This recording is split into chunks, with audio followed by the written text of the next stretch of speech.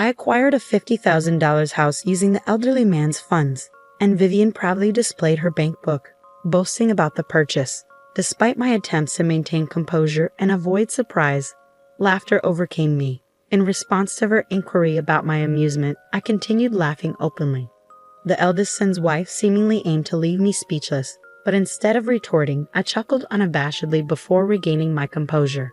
I looked at her, and with a touch of sympathy, uttered, "Sorry for you. My name is Rita, and since marrying my husband, who is a decade my senior, I've been a subject of gossip. He was already affluent, owning multiple companies and substantial wealth. Marrying a significantly older man, especially one with such financial standing, led people to assume I was after his money. However, I genuinely never coveted his wealth. In reality, my husband grew up in poverty after his father's disappearance due to gambling. Living in the same apartment complex where I was the landlord's daughter, we became childhood companions. As a child, I confessed my feelings to him, only to be rejected with laughter and a promise to reconsider when I was older.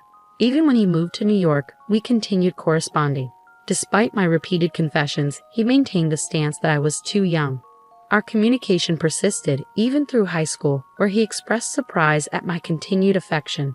Upon graduating high school and starting university, I confessed once more, receiving a response that he'd consider my confession once I broadened my perspectives in university.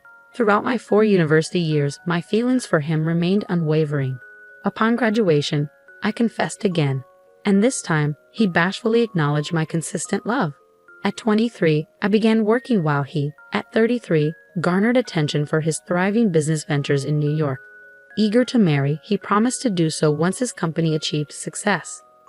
Living together at the time, I diligently attended to household chores and prepared his favorite meals, awaiting his return.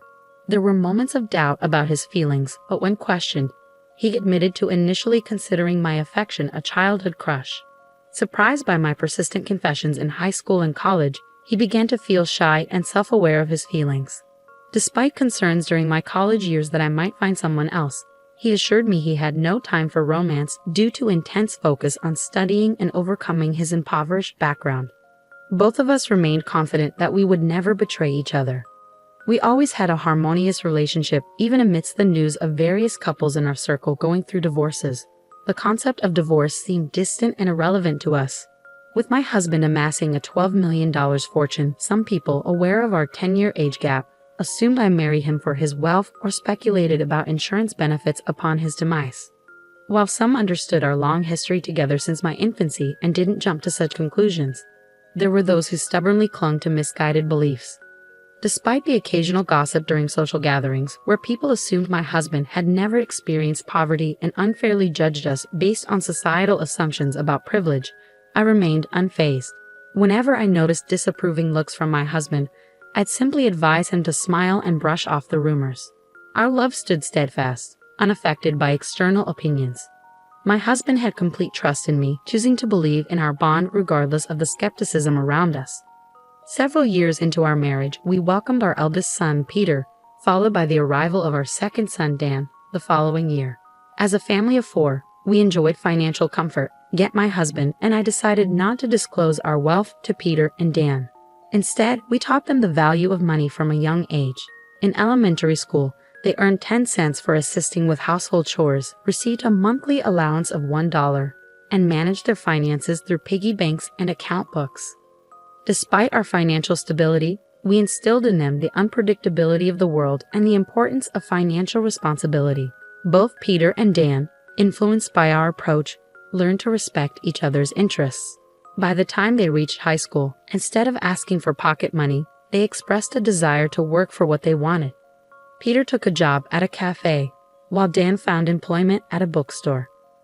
My husband and I eagerly anticipated their futures, sharing in the excitement of discovering the kind of people they would eventually choose as life partners. When I mentioned the possibility of them choosing same-gender partners or opting for a single life, my husband laughed, agreeing that their happiness was paramount.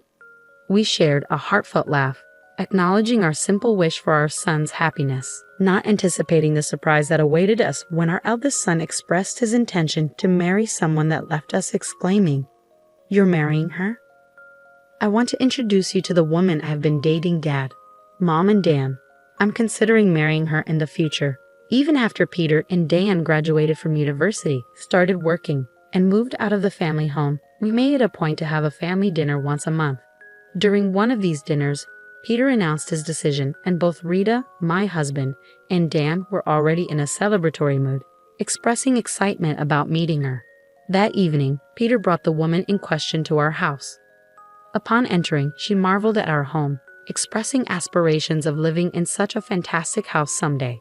She exclaimed how wonderful it was, and Peter watched her with a fond smile.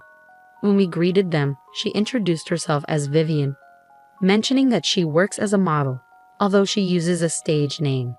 Curious, she asked if we knew her, and I admitted that I occasionally glance at magazines but don't pay much attention to the models. She nodded in understanding, suggesting that I might be too old to be familiar with the magazines she appears in. I was taken aback when she added that I might not read the kind of magazine she features in, given my age. Despite the initial shock, I realized she probably didn't mean any harm and was merely making a casual observation. She then asked if my marriage was arranged, to which I replied no, explaining that Peter and I had a love marriage. Vivian, in turn, shared that she and Peter also had a love marriage. Surprisingly, she questioned the longevity of our relationship, considering the 10-year age gap. Sensing a comparison between the lengths of our romances, I pointed out the futility of such comparisons and emphasized that we had a love marriage, just like she and Peter. However, she seemed skeptical and brought up the topic of money, insinuating that we might be pretending for financial reasons. Peter intervened, asserting that our parents had a genuine love marriage, evident in the way they are together. This seemed to halt Vivian's line of questioning. When Peter took Vivian home, my husband and Dan were shocked by her remarks, leaving them too stunned to say anything. In the aftermath, my brother's choice of a potential life partner left them appalled and questioning if he would really marry someone with such an attitude. He's a high earner. There must be plenty of other nice women out there. Dan, visibly concerned about his brother, was holding his head. I patted his shoulder, offering reassurance. "It's okay, Dan. Peter wasn't endorsing her behavior, was he? He wasn't overlooking her remarks. He must have plans to handle her if they get married. He must genuinely love her to choose her over all the other nice women out there." Despite the complexity of their expressions, my husband and Dan seemed to agree with my words. Our family decided to celebrate the marriage of Peter and Vivian. However, even after the marriage was decided, Vivian made a demand. "Since you're the groom's family, you should give a gift of $10,000 per person." Peter silenced her, stating that the standard amount was sufficient. He explained, "If we receive that much, it'll look like I'm not earning anything," which calmed down and agitated Vivian simultaneously. As long as Peter kept a firm hand on her, we hoped they could build a good home. My husband Dan and I decided not to worry about their household. Time passed, and my husband eventually passed away due to illness and aging. By that time, those who had once thought I married him for his wealth had come to see me as a devoted wife. At the funeral, no one looked at me suspiciously. However, one person's eyes were shining with excitement. Vivian, Peter's wife. She didn't say anything at the funeral, but soon after, she came to our house flaunting a bank book. I've always been stopped by Peter, but this time he agreed with my plan, so it's the end for you now. Confused by her words, I burst into laughter upon seeing the bank book. With that bank book, I bought a house for $500,000 with the old man's money. Watching Vivian proudly show off the bank book, I couldn't help but burst into laughter, realizing the huge mistake she had made based on her words and the bank book in her hand. Despite my efforts to keep calm and not be surprised since my husband's death, I couldn't contain my laughter. When Vivian asked why I was laughing so much, expecting defeat, I just laughed in front of her. After finally stopping my laughter, I looked at her and said, "Sorry for you, huh?" She didn't seem to understand, so I pointed at the bank book in her hand. "Look at the name carefully." Confused, she realized it was Peter's bank book. Bursting into laughter again, I couldn't help but find humor in the mix-up. I clarified, "The first character of Peter's name and my husband Paul's name are the same, right?" As I laughed, Vivian, embarrassed, pleaded not to be laughed at. She had mistakenly thought it was her father-in-law's bank book and even borrowed his ID from a black bag at the funeral. However, it turned out the bag belonged to her own husband, Peter. Despite the mix-up, I managed to buy a house for $500,000 with it. When Vivian questioned if I had $500,000 to borrow a house, I responded, "Well, Peter was with me, so I had him do it." I found the situation increasingly hilarious. Vivian discovered a bank book in her husband Peter's bag, and it seemed she suggested buying a house with the account holder, Peter. Judging by the amount in the bank book, she proposed buying a $500,000 house. Since Peter and Vivian were living in an apartment, Peter might have thought it was time to invest in a house. For Peter, it was merely buying a house with his earned money, but Vivian mistakenly thought it was my husband's bank book and believed she could use it. Not being the account holder, I thought it might be the bank book with my husband's insurance money. The beneficiary of my husband's insurance was me, and normally you can't use the account of someone who has passed away, right? Vivian's face turned red at my words. Then Peter and Vivian's parents appeared at our house. "Ah, I thought you'd be here," Peter said nonchalantly as Vivian's parents, looking pale, came to me, bowing repeatedly. They apologized for their daughter's rudeness. As I was surprised, Vivian's parents explained what had happened. After Peter and Vivian decided to buy a house and completed the contract, an excited Vivian texted her mother, saying, "Got a mansion with the dead father-in-law's insurance money. I'll invite you over once we move in." Now I'm going to brag to the money-hungry mother-in-law about buying a house with the money she was supposed to get. In a panic, her mother showed the message to her father, and they both contacted Peter in a hurry. Peter calmed them down, saying, "Ah, I see," and brought them to our house. I always kept an eye on Vivian, expecting her to mess up sometimes, but I never thought she'd mix up my bank book with Dad's. I didn't think she'd make such a blunder. Peter laughed as much as I did when he realized Vivian's mistake. Vivian's parents told her to apologize, their faces still pale. But Peter and I continued to laugh, creating a chaotic scene. Once we stopped laughing, Vivian's parents apologized and said, "We're truly sorry for what our daughter did." Seeing her parents flustered, Vivian also apologized to us. "Oh, it's all right. In the end, I haven't suffered any harm," I told Vivian and her parents, but they insisted on apologizing. "We know you two had a love marriage and were together before your husband built his fortune.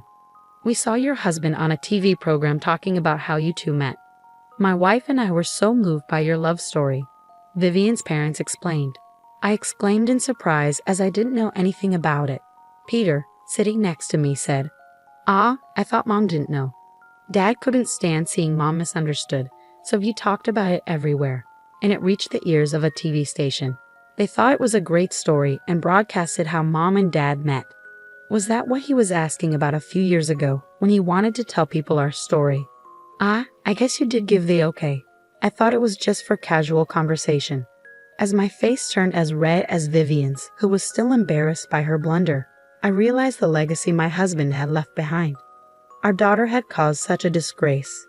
"If Peter wants to divorce her after this," Peter, looking puzzled, replied, "What?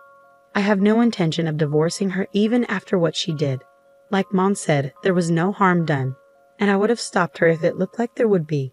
I married her, including her occasional blunders, because I love her. I'll take responsibility for her actions, so please don't worry."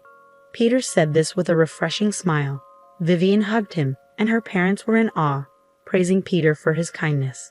When Dan, the younger son, heard about it later, he said, "I just can't understand my brother's thinking," looking skyward. When I asked Peter why he loved her so much, he said, laughing, "She's never boring to watch." Remembering how he made me laugh during my grief after my husband's death, I felt I understood what he meant. Being with her probably meant no time for minor worries or sulking. Though Vivian did what she did, she's been without an allowance for a while and recently started working at my favorite cafe. Whether she was embarrassed by how much I laughed at her, scolded by her parents, or heard in detail about mine and my husband's love story from them, I'm not sure. But lately she's been calling me ma'am and treating me more respectfully. For a while, I think I'll continue visiting this cafe, watching Peter's wife grow and change.